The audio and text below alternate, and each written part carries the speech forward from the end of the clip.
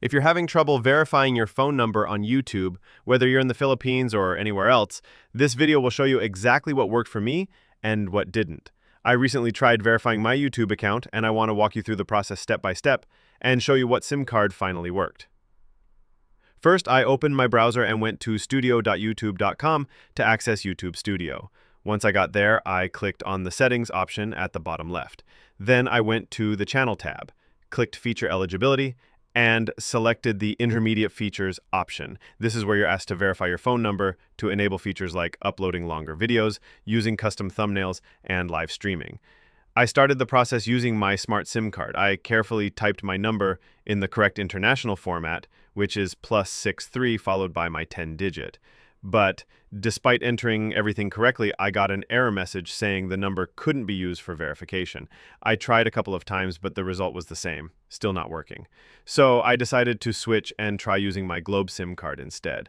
I went back to the same settings, entered my Globe number in the same format, again using +63, and to my surprise, it worked instantly. I received the verification code right away, typed it in, and my account was verified successfully without any issues. No delays, no errors, just smooth and easy verification.